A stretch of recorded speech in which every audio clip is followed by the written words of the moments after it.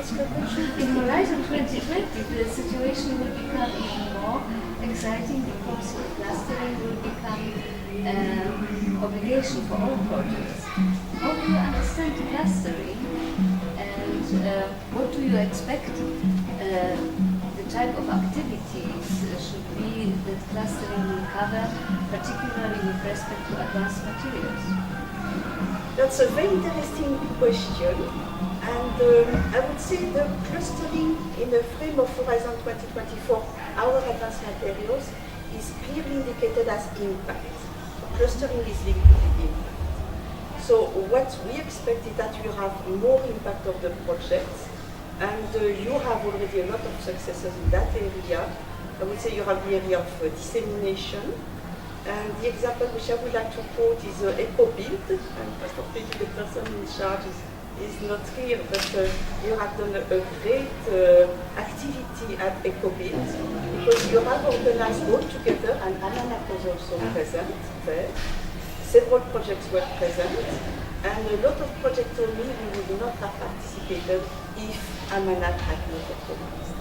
And they say, we have participated, we have got a lot of results, a lot of business cards, and even someone told me, well, we could have sold materials if we had them. So, I mean, this is the best example I can give you of what you have done. EcoBuild was really exactly what we were looking for. The conference in Vels, in which you were involved, they were also quite more scientific, but quite interesting from that point of view.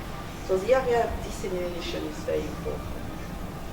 Then you have the area of exploitation also, and you do also a lot of activities in exploitation. And there is another area which I would call toolbox making. And by toolbox, I'm referring to the obstacles which you have in all the projects. You have obstacles. And what you have done in Amanak is to develop several toolboxes. For instance, you had a workshop on financing. You had one on LCA, now you had one on fire.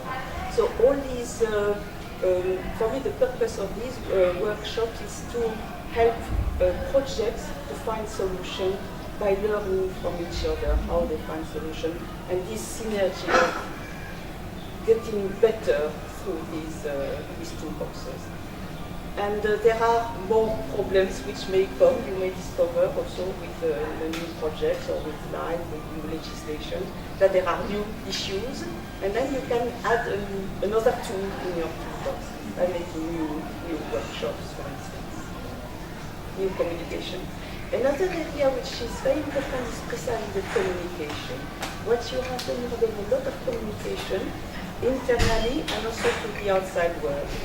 And the internal communication, that's the wiki, there is product galleries which are made, and that is very important because there was quite a lot of contribution from a lot of partners, and you have shared what you wanted to share. We have never asked you to share any information, particularly IPR information. You have kept that, but you have communicated what you wanted, and also public deliverables. And that is an enormous synergy because, for instance, you have data sets for LCA, so you can public data sets, you can share them. Market information, we all have decided to study how much renovation was there and so on. So what is done by one project can be used by any other project. So this aspect of communication, sharing communication, that allows one project to concentrate on doing something, the others will benefit, and another project will do something else, and everybody benefits. So that aspect of synergy is really enormous. That's a lot, which is expected from clustering.